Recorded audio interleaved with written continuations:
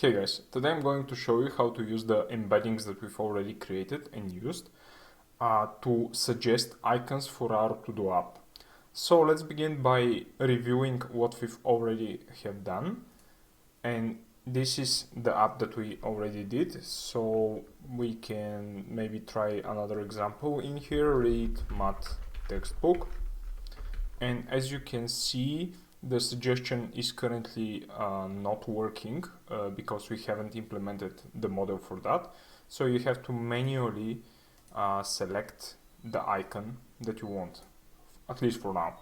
So let's start by reviewing what we've already got done in Visual Studio Code. As you can see, this is pretty much the project that we've already created in the previous video. The only difference here is the fact that we've already added a new folder called data in a folder called suggestions. So in here we have two types of to-dos. We have exercise to-dos, and you can see the structure of a single to-do. It's the text and the icon for that to-do. And we have another category which is warn. This will be the icon known as book, and the structure is the same as in the previous example. So let's start by implementing a simple model that will use the embeddings to suggest icon for the to-do that the user is currently entering. So to do that I'm going to create a new file called model.js, and in this file I'm going to get some imports. So I'm importing the TensorFlow visualization library, and I'm also importing the JSON objects, which are actually our data that we're going to use for the training. And another thing that I'm going to take from my project is the function called encode data. This function we've already seen in the previous video when we were exploring the to-do embeddings. So the first thing that I'm going to do in here is to concatenate the training data. So to do that, I'm going to create a new constant called train tasks, and I'm going to use the warn to-dos, and I'm going to concatenate those with the exercise to-dos. Okay, so now that we have a single array that represents all of the data in here, let me start by writing a simple function called train model, in which we are going to develop our model and train it on the data that we already have. So this function is going to be asynchronous, and it's going to accept a parameter known as encoder, and this encoder is actually going to be the embedding encoder that we've already seen in the previous videos. Okay, so let's start by creating the training data. I'm going to call encode data on the train tasks, and then I'm going to create the Y labels, and this is going to be a 2D tensor that is going to be one-hot encoded. And in here, I'm going to map each task. And if the task has an icon book, let's say, I'm going to return 1, otherwise I'm going to return 0. And if the book has icon that is run, I'm going to return 1, or otherwise I'm going to return 0. But in here, this is going to be converted to an array. So this array is going to be a one-hot encoding representation of the icon data. We're actually going to use that for text classification, so it makes sense to one-hot encode this data. Okay, so let's start with building our model, and to do that I'm going to use the tf.sequential, to create our model. Recall that the model is actually comprised of multiple layers, at least when we are developing it using TF sequential. So to do that, I'm going to build our model, I'm going to add a couple of layers. Actually, I'm going to add just a single layer, and I'm going to explain why that is in a bit. So let's start by adding a dense layer. And the input shape of this layer is going to be the same as the shape of the training data. Recall that the training data is actually based on the embeddings that we've already defined in the previous video. So the training data is going to be of 512 dimensions, I believe. And this is the number of the embeddings that we already have. And again, we're doing a classification, so our activation function is going to be softmax, and the output shape is going to be the number of classes or the number of different icons that our to-dos have. So in our example, we have only two types of icons. So I'm going to specify a constant in here, which is going to be called n classes, and this is going to be the number of classes that we have, which is once again 2. And I'm going to specify that in here as the number of output of our output layer. We're going to compile this model,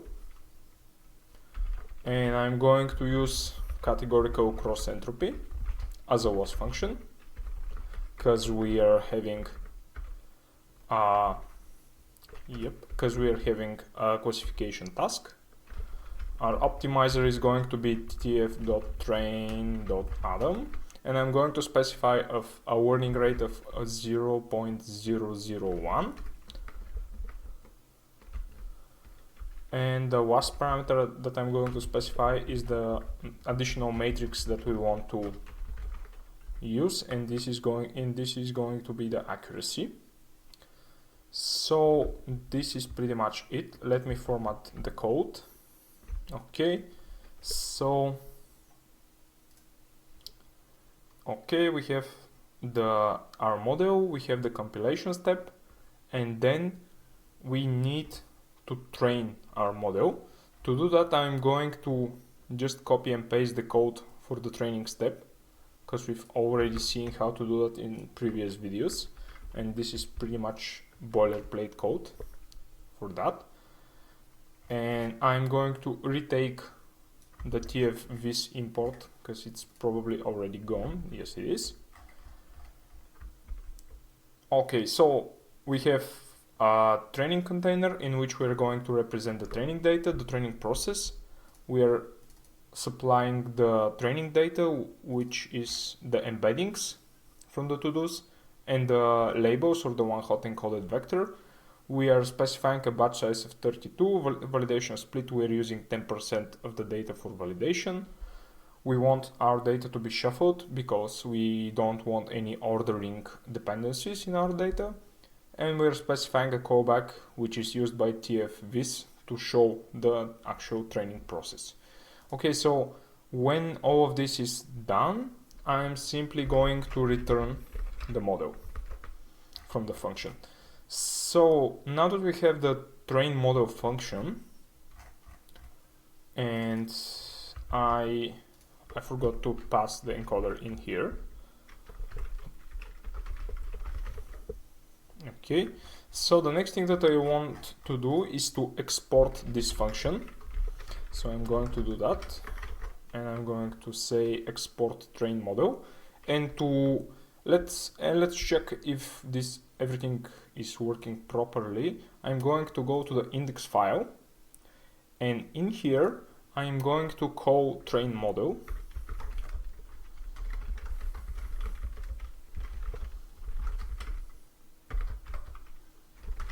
and I'm going to pass in the sentence encoder, and actually I'm going to set the model in here. Okay, and I'm going to change some of the checks from encoder to model, because now we actually have a model that should be training, I believe. Okay, module not found, exercise to do's. Do I have a typo? Exercise to do's. Okay, let's rerun that and see if everything is running. And if not, I'm going to pause this video and check how everything is set up. Okay, so this should be, yeah, we have a compilation failure. Okay, so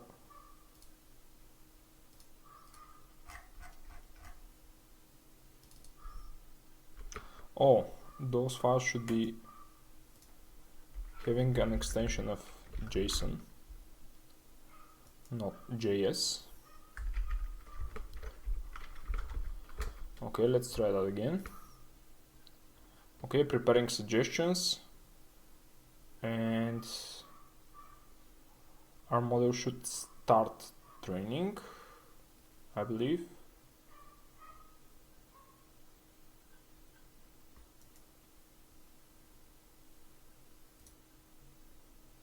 Okay, the training has started. So as you can see, our model is currently training, and you can see that the WOS and the validation are actually improving. So that's good. And the next thing that we want is to save this model once it is trained, because we don't want to train our model every time that somebody refreshes this page. So to do that, I'm going to use another TensorFlow.js API, and this API is tf.what_layered model. But before that, we are going to save our model once it is trained. So to do that, I'm going to call model.save, and I'm going to use local storage. So this is basically a place that is available in your browser, in your user browser. And in here, I'm going to use this type of notation, and I'm going to specify the model name, which is going to be a constant that we declare over here. And this is going to be, let's say, let me have a look, suggestion model. Okay, so now that we have our model being saved, let's check if our model is trained already, and if that is the case, return that instead of trying to train the model again. I'm going to use now the tf.what_layers model, and again I'm going to specify local storage, and I'm going to use our model name. And if for any reason we have an error in here, we're just going to continue. Otherwise, I'm going to return the wallet model, and that will skip the retraining of our model. So that should be working pretty much every time. So if I go to the app right now, you can see that the model starts training, and I'm going to pause the video, and in a bit I'm going to show you the result. Okay, so now our model is fully trained, and as you can see, we've achieved a validation accuracy of about 66%. So that's pretty good, I guess, based on the amount of data that we have.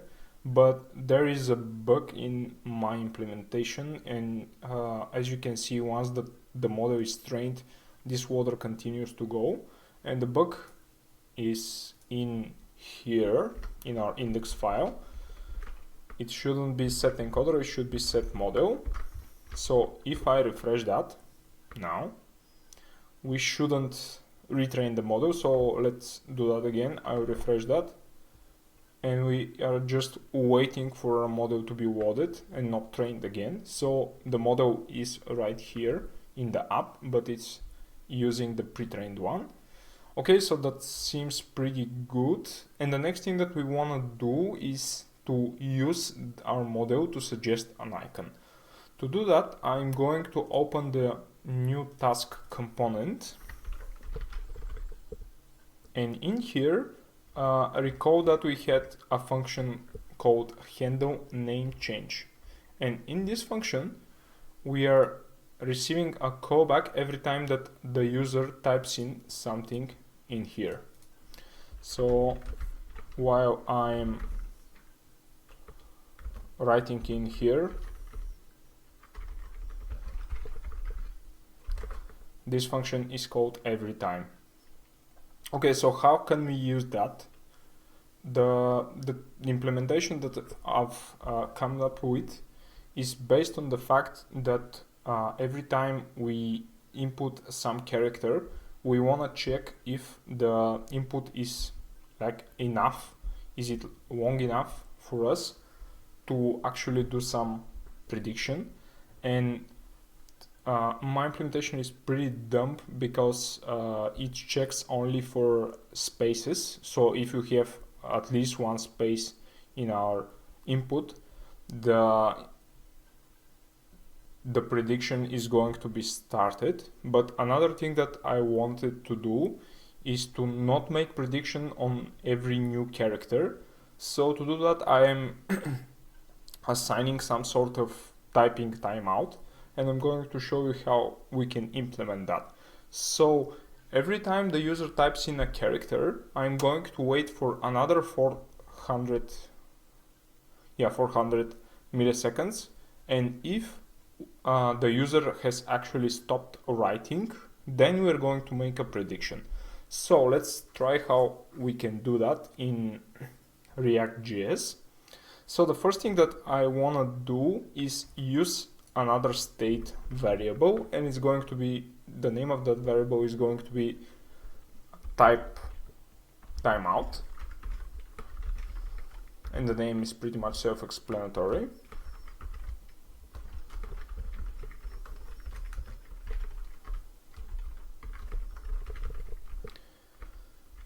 And if that type timeout is already set,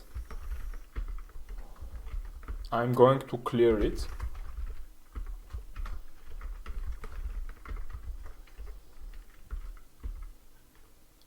And after that, I'm going to set it using the set timeout function provided in JavaScript. And it's going to, this one is going to accept an anonymous async function. And the timeout is going to be, let's say, 400 milliseconds. And in here, I'm going to make the prediction of the icon. And this is going to be an async function, which is named suggest icon. And in here, I'm going to pass in the model, the encoder, sorry guys, and the task name. And the final parameter is going to be the confidence.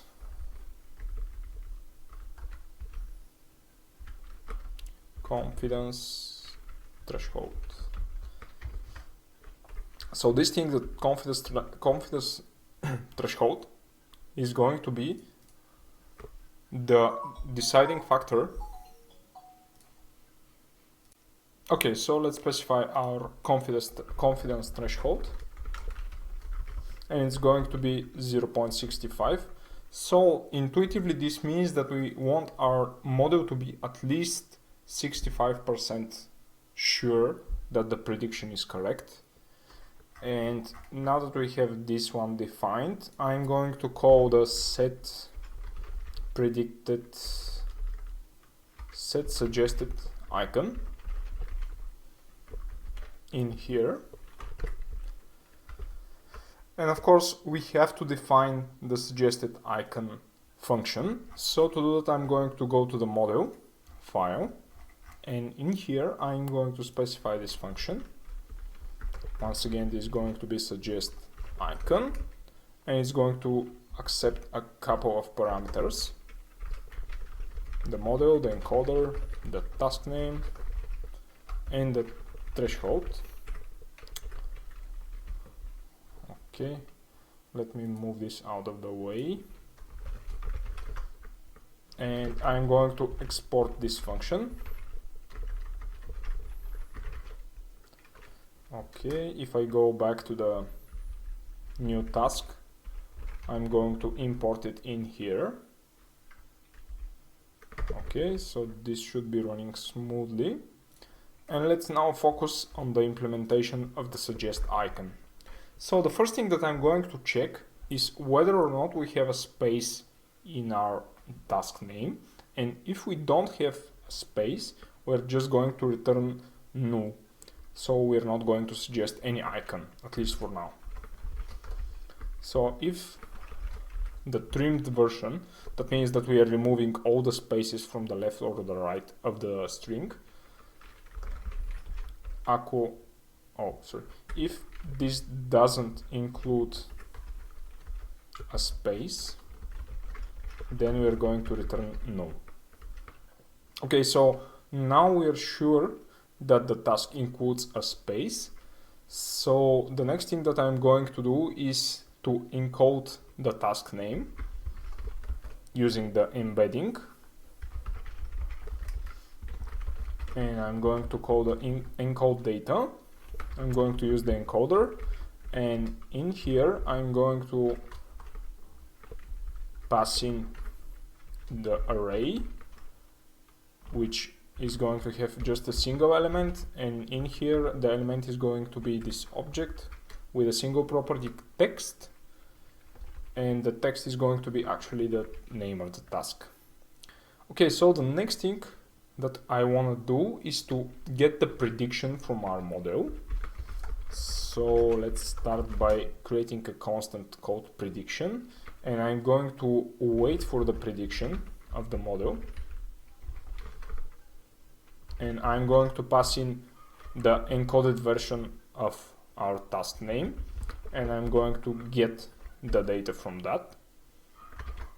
So we already have a prediction, but recall that our prediction is just a one-hot encoded vector. So we need to convert this one-hot encoded vector into a book or a run icon, or otherwise we are going to return null if the prediction doesn't have high enough threshold. So in here I'm going to check if the threshold of the first prediction or the book is larger than the threshold that is passed to our model. And if that is the case, I'm going to return the book icon.